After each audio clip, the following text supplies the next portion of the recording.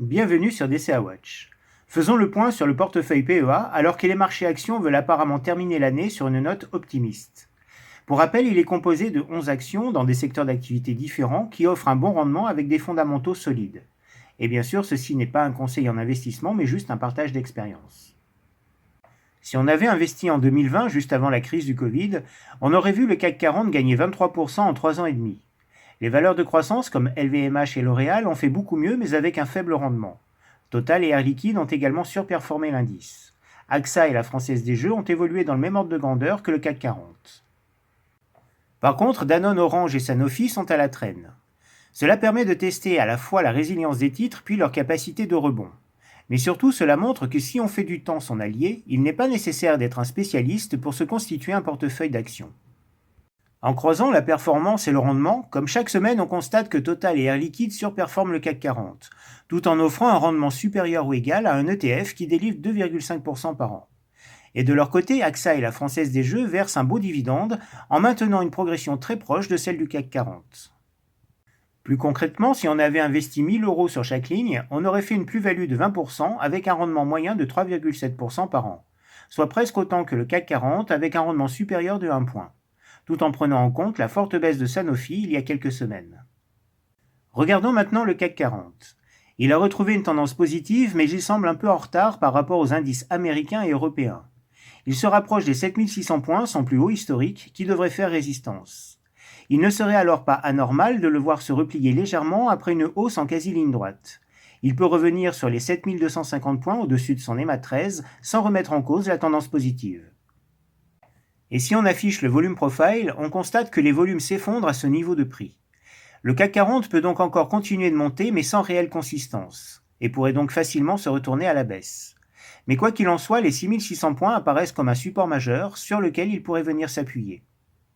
Depuis son rebond sur les 6700 points, le CAC 40 semble avoir entamé une vague B d'Elliott qui est un retracement haussier dans une vague baissière. Je ne sais pas s'il aura la force de dépasser durablement le sommet du mois d'avril, mais la Senkubé d'Ishimoku en pointillé bleu sur le graphique nous indique que le cours devra se maintenir au-dessus des 7000 points en 2024, sinon une vague C nous fera revenir entre 6000 et 6500 points, ce qui ferait d'ailleurs un excellent point d'entrée. Voici la tendance de chaque titre du portefeuille. La majorité affiche une tendance positive, tout comme le CAC 40. LVMH et la Française des Jeux présentent même un signal d'achat, alors que Total commence un début de consolidation. On peut aussi les classer par type de comportement. Il y a d'abord ceux qui affichent un signal d'achat. Et puis parmi les titres en tendance positive, on a ceux qui ont franchi la résistance de leur plus haut historique, comme Air Liquide et Vinci, et ceux qui restent encore bloqués sous le sommet de leur range à l'image du CAC 40, alors que Danone et Orange évoluent à plat depuis 3 ans. Commençons par AXA. Le titre est sorti de sa phase de consolidation pour retrouver sa tendance haussière débutée en août 2023. Le cours a atteint le sommet de son range et doit maintenant dépasser la résistance des 30 €. Il peut se replier vers 28,50 € au-dessus de son EMA 13 sans remettre en cause la tendance haussière. Après une phase de consolidation cet été, Air Liquide a continué sa progression en dépassant la résistance des 168 €, sur laquelle il pourrait revenir s'appuyer sans remettre en cause la tendance haussière puisqu'elle est au-dessus de son EMA 13. Danone a retrouvé en novembre le chemin de la hausse et affiche une tendance positive. Mais il va bientôt être confronté à une forte zone de résistance entre 60 et 65 €. Est-ce qu'il aura la force de les dépasser alors qu'il évolue à plat depuis 3 ans ? La Française des Jeux affiche depuis plusieurs semaines un retournement haussier avec signal d'achat. Le titre a bien rebondi sur le support des 30 € pour revenir quasiment au centre de son range. On peut également remarquer qu'il est au niveau de ses précédentes zones d'achat.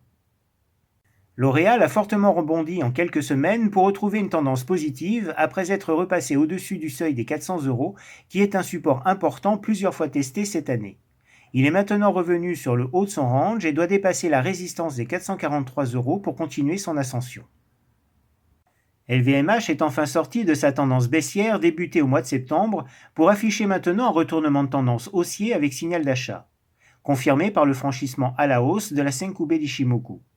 Il doit également dépasser son EMA 34 pour aller chercher les 780-800 €. En tout cas, cela semble être un bon point d'entrée, presque au niveau de sa précédente zone d'achat. Orange est dans la même configuration que Danone. Sa tendance est positive, mais le cours évolue à plat depuis 3 ans. Et il est difficile de déterminer s'il aura la force de dépasser la zone de résistance entre 11 et 12 €. Cette semaine, il est revenu s'appuyer sur les 11 euros. Le marché semble se délester de cette valeur refuge, préférant de nouveau les valeurs de croissance comme LVMH. Mais tant qu'il se maintient au-dessus de son EMA 13, cela n'a pas beaucoup de conséquences. Au sein du portefeuille, il n'y a que Sanofi qui est dans une tendance baissière après sa forte chute du mois d'octobre. Le titre a vite rebondi sur les 80 euros pour se maintenir aujourd'hui au-dessus des 85 euros, qui correspondent au plus bas du début d'année. Il n'y a pas encore de signal positif, malgré un retour au niveau de sa précédente zone d'achat. Avec la baisse du pétrole, Total a commencé un début de consolidation, mais sans prise de bénéfices. En effet, le cours se maintient au-dessus de son EMA 13, et il peut revenir s'appuyer sur le support des 60 euros. Mais en le cassant à la baisse, Total entrerait alors dans un cycle baissier. Après un signal d'achat la semaine dernière, Veolia affiche désormais une tendance positive à moyen terme. Le titre a en effet fortement rebondi sur les 25-26 euros, mais il doit maintenant franchir la résistance des 30 euros pour confirmer sa tendance positive. Et ce serait un signal fort car elle lui a barré la route plusieurs fois cette année. Le cours pourrait se replier vers les 28 euros au-dessus de son EMA 13 sans remettre en cause la tendance haussière. Vinci est dans la même configuration que Air Liquide.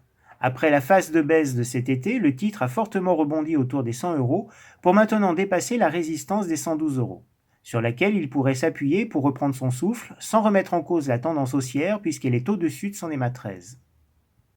Donc, pour conclure, le CAC 40 se reprend bien en fin d'année, notamment avec le retour positif de LVMH qui représente 15% de l'indice. Si le rebond de ces dernières semaines s'est déroulé facilement en quasi-ligne droite, il va falloir maintenant affronter la résistance des sommets qui devrait compliquer l'évolution des cours. Voilà pour cette semaine. Sur ce, bon investissement à tous.